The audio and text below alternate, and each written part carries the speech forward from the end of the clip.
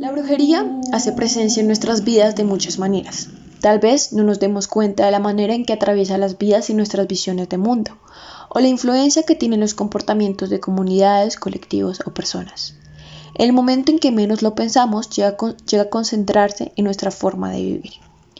Hablar de la brujería como un concepto grande llega a ser muy complicado, porque nos lleva a pensar en otras cuestiones, médicas, maleficios, oraciones, entre otras muchas cosas que se nos pasan por la cabeza cuando escuchamos dicha palabra. Incluso pensamos en esa figura de la bruja como una mujer con sombrero, nariz larga y un lunar horrible. Pero yendo más allá de dar definiciones a esta palabra, me gustaría comentar las normas sociales que llegan a ser persistentes dentro de las múltiples relaciones en torno al daño, la brujería y las sanaciones. Pero, ¿y qué son estas normas sociales? Podemos pensarlo en cómo la sociedad se organiza, antepone acuerdos y reglas específicas para llevar un orden. Pero ¿cómo podemos encontrar estas normas sociales dentro de la brujería? Bueno, aquí me gustaría hablar de lo esencial que se vuelve la palabra para que las creencias persistan en el mundo. La brujería entonces pasa a ser una relación social en la gente y con ella se habla de normas pequeñas pero fundamentales. Antes de explicar estas, me gustaría aclarar que aunque la brujería tiende a ser algo muy místico, cuando se habla de calderos, de pócimas, vuelos con palos de escoba, entre otras cosas, yo me voy a ir más por las relaciones sociales que se encuentran implicadas en torno a ella. Sí podemos encontrar calderos, pócimas y vuelos con palos de escoba, pero no es tan ficticio como lo suelen presentar.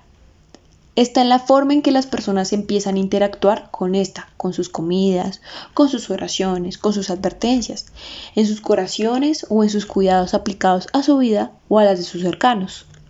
Para esto, y para dar cuenta de las normas sociales, empezaré con el relato que don Enrique Morales le regalan a María Palomo en su texto Cuerpos devorados, consumo, brujería y canibalismo en San Bernardo del Viento.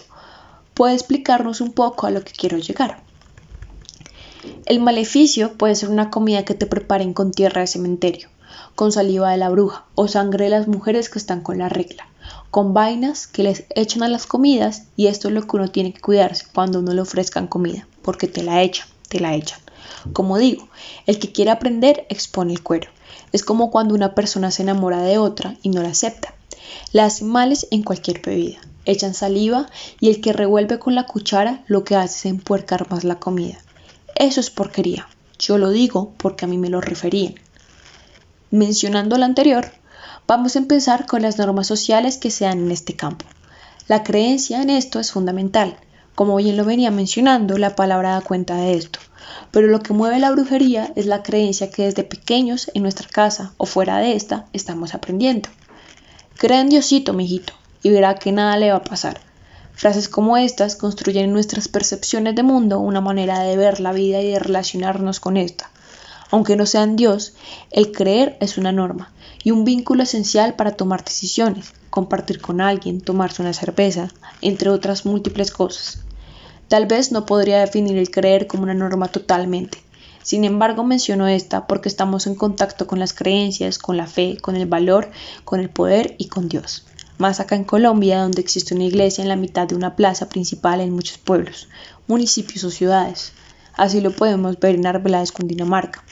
De alguna manera nos encontramos en contacto con esta creencia, por el contexto en que estamos parados y por la sociedad de la que estamos atravesados.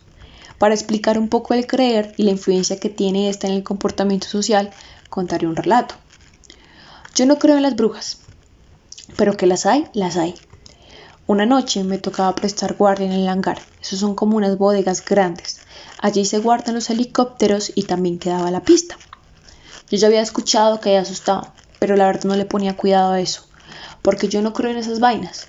Un compañero que prestó guardia en la noche anterior, en el desayuno nos había contado a un grupo de compañeros y a mí que subiendo la colina que va desde el hangar hasta llegar a las casas lo habían asustado. Esa colina es bien empinada, por lo que uno se demora bastante caminando. Nos contó que creía él que era una bruja, que se le apareció como un pájaro grande. Yo no quise ponerle cuidado a esas vainas, pero eso como que uno se psicosea, como dicen por ahí. Y cuando ya estaba por subir la colina, a eso de las 3 de la mañana, porque había cambiado de turno, pensé en esa historia. Claro, pues yo me asusté. Entonces venía subiendo esa colina de lo más rápido, pero con mucho miedo. No quería mirar arriba porque tenía miedo de ver un pájaro, pero cuando yo estaba por terminar de subir la colina escuché el ruido del pájaro, pero no era un pájaro lindo. Además, un pájaro que va a estar despierto a las 3 de la mañana. Yo me asusté un montón y esa vaina me voló por encima. Yo sentí un viento frío, muy frío, y arranqué a correr. Yo creo que eso es ir a una bruja, pero a mí no me gusta pensar en esas vainas. Este relato me lo compartió Emerson, mi papá, y me pareció pertinente traerlo para explicar un poco esa influencia que se mantiene dentro de las interacciones sociales. Como pasan a ser muy importantes para nuestra mente y nuestro comportamiento individual, puede que él no crea en la brujería, pero tuvo miedo e insiste que eso le pasó por encima. Eso que le pasó por encima fue una bruja. Ahora bien, ya teniendo en cuenta que la creencia es algo supremamente esencial, podemos dar cuenta que a través de ella se despliegan un montón de comportamientos que hacen referencia a hablar de la brujería en Colombia. Vea, no se tome eso con la mano dominante. Bendígalo primero.